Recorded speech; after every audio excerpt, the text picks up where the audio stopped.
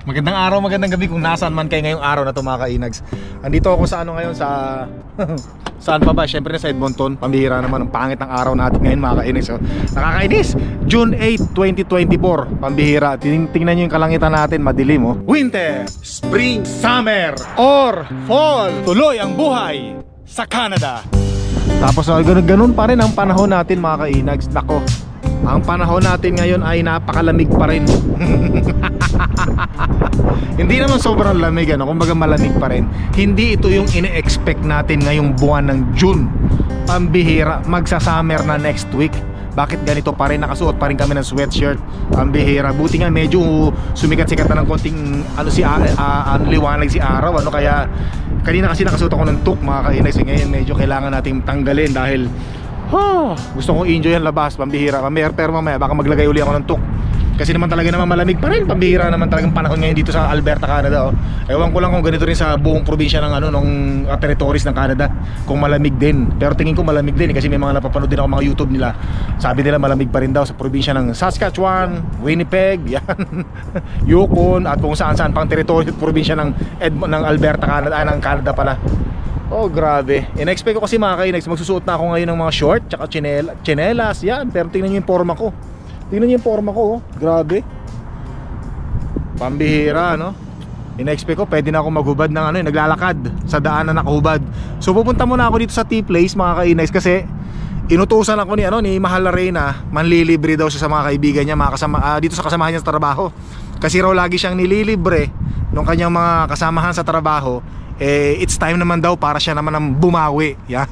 Inutusan niya ako, bibili ako ng T-Place dito, shake, para daw bago sila magsimula, magpaparelax sila ng kanilang mga shake na iinumin. So tara, bili muna ako rito. Medyo marami-rami yung listahan na binigay sa akin ni Mahal na Reyna. Yan, hintay lang natin in-order natin. Bali, ang ginastos ko ay $96 mga kainis ano. Meron tayong discount.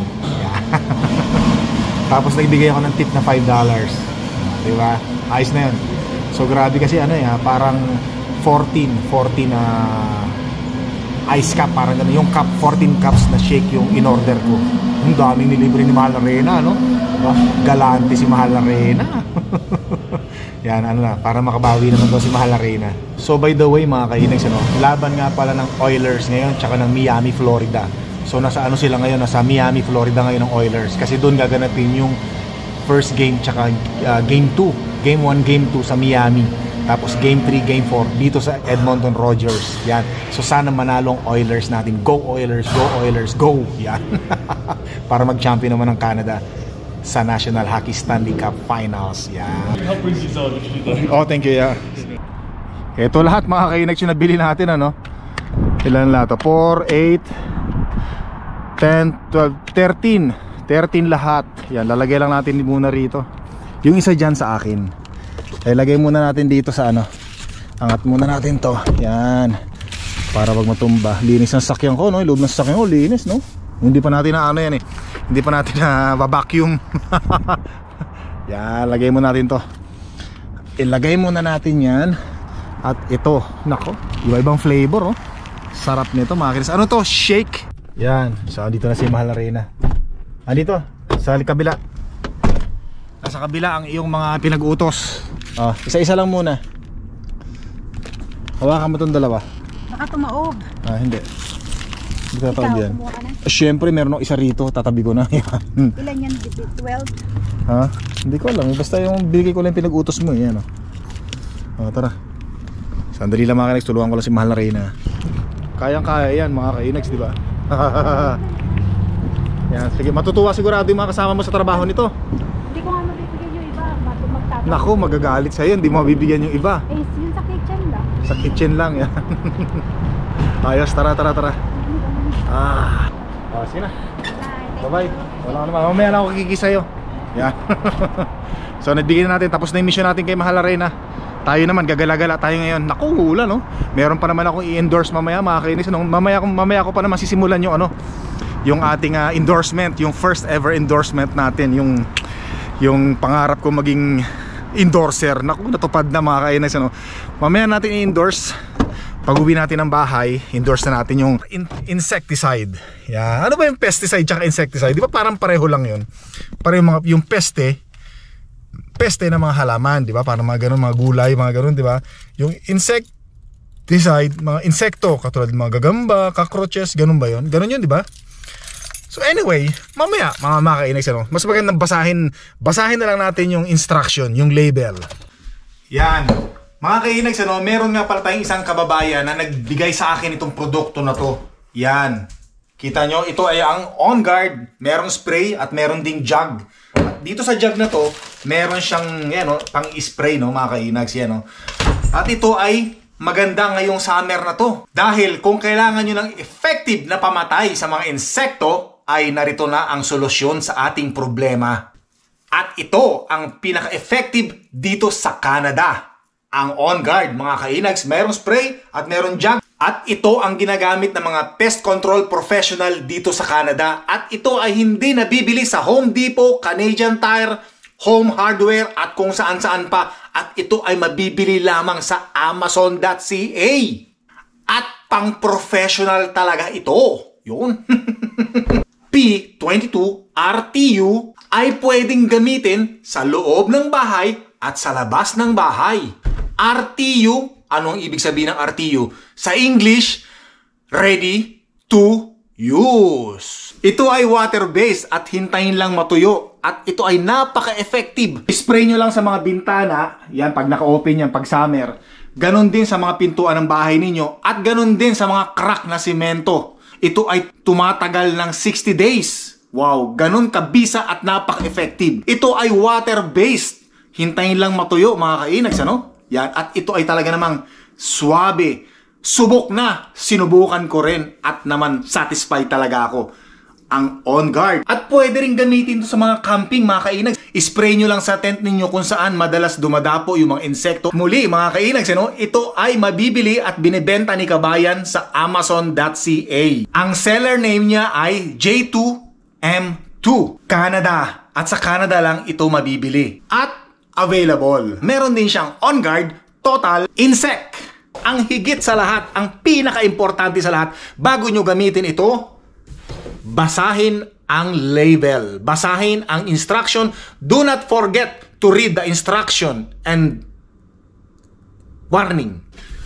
Uulitin ko. Read the label. Don't forget the instruction to read. Read the label. Yan, mga kainags, ano? Pa-English pa ako, ah. Yan. Anyway, very effective. The last time that I upload my videos, I show to you my orchids, the orchids of Mahal na Reyna. And I show you there that there's so many white insect or white pest on her orchids. When I sprayed it, 2 weeks from now, all white insects, white pests are gone. They're dead.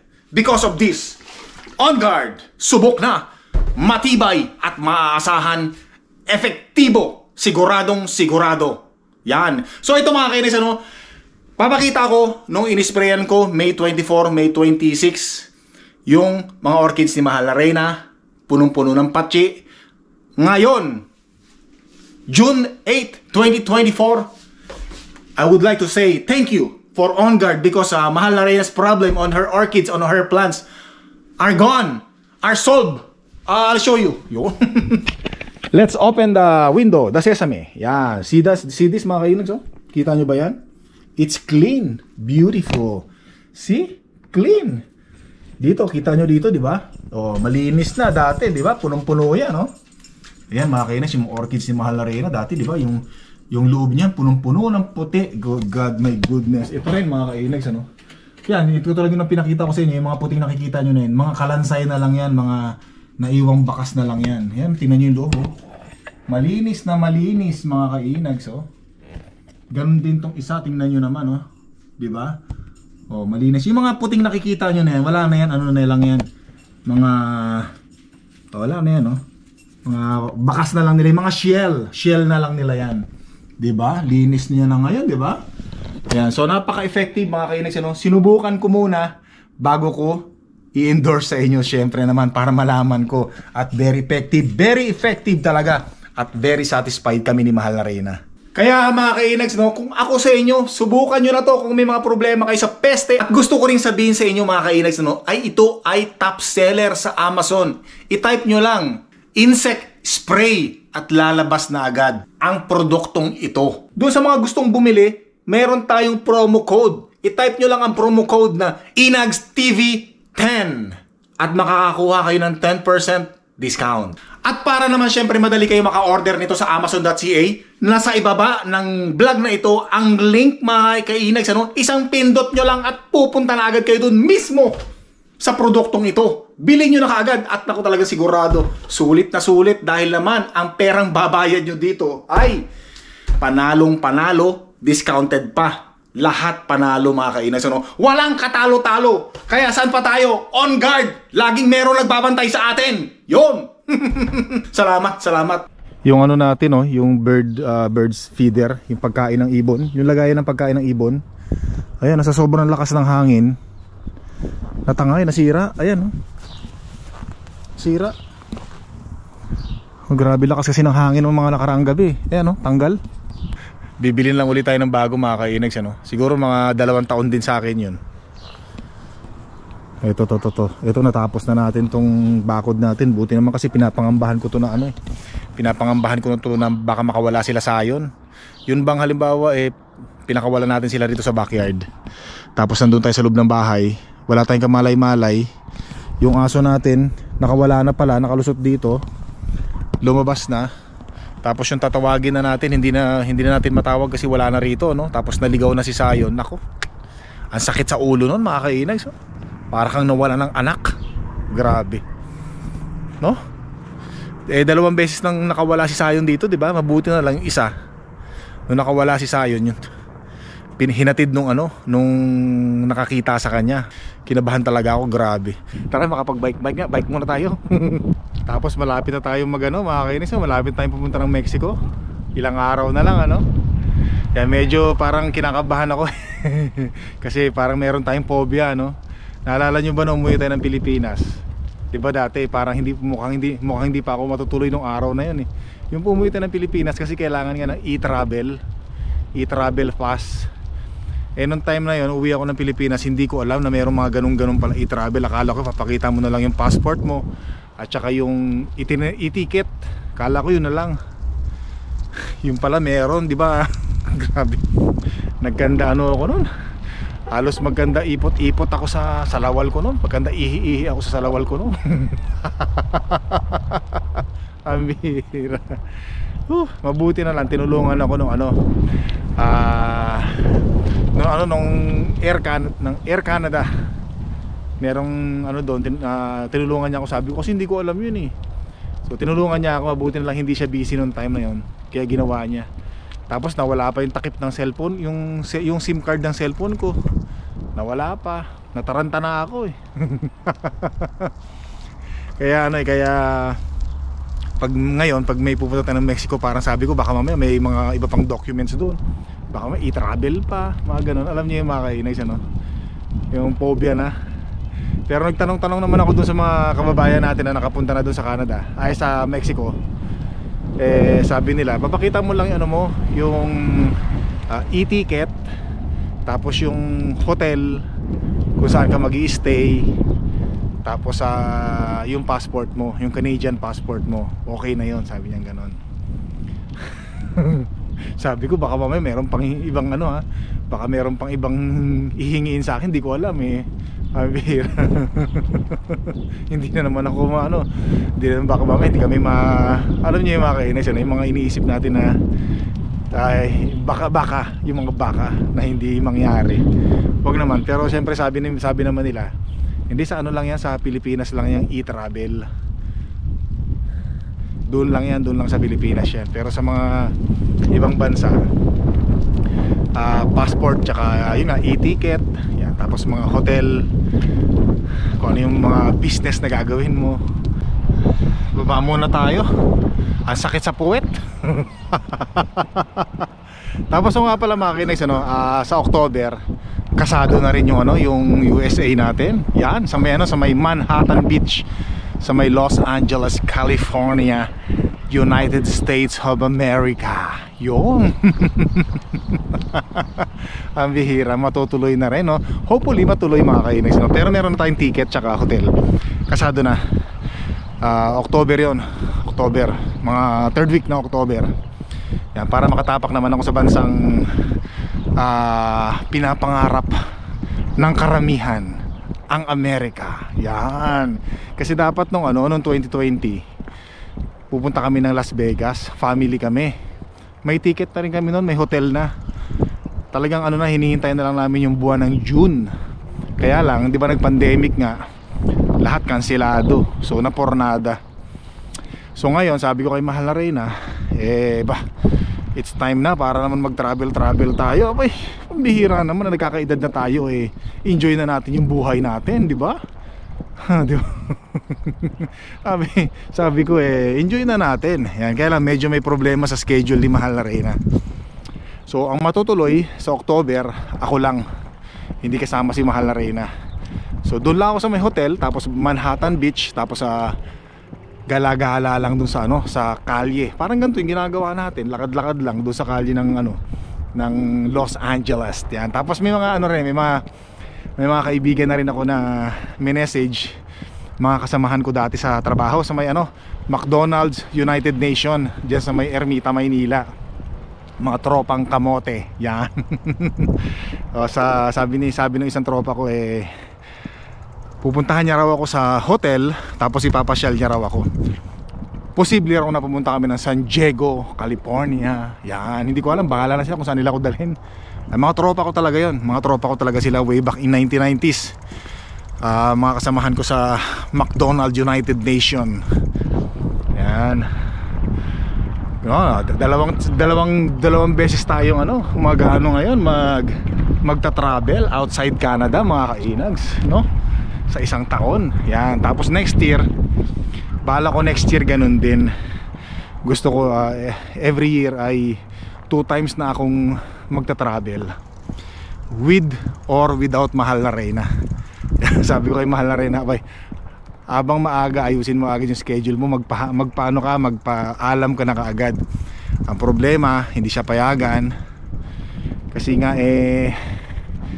ewan ko ba, syempre basta ganon. Basta kung hindi siya kasama, tutuloy tayo, mga kainags, dahil yun na yung sabi ko sa sarili ko, it's time na, kasi nandito na yung arrive ko para mag-travel tayo sa ibang bansa. Yeah. Reward naman natin sa sarili natin, reward naman natin sa sarili natin sa pagiging hard work natin, tsaka sa pagsasakripisyo natin sa lahat ng ating mga pangarap na natupad na. Maraming salamat sa Panginoon. Yan. Sarap magbike, tapos sarap maglakad-lakad, relax. Ganun lang, alam niyo yung mga kainags, walang stress. Yan, nako. Sabi sa inyo, tayo ang gumagawa ng sarili nating buhay. Kung anong gusto nating maging gusto. Yan. Diba? Depende naman, kanya-kanya naman tayo ng kagustuhan sa buhay. Iba-iba ang ating mga gusto. Merong iba matataas ang pangarap. Yan. Merong iba sakto lang yung pangarap. Yan, katulad ako, sakto lang, gusto ko meron lang akong ganito, okay na sa akin yun. Ganun. Meron naman iba, walang pangarap. Yan. Kanya-kanya tayo ng pangarap, mga kainags,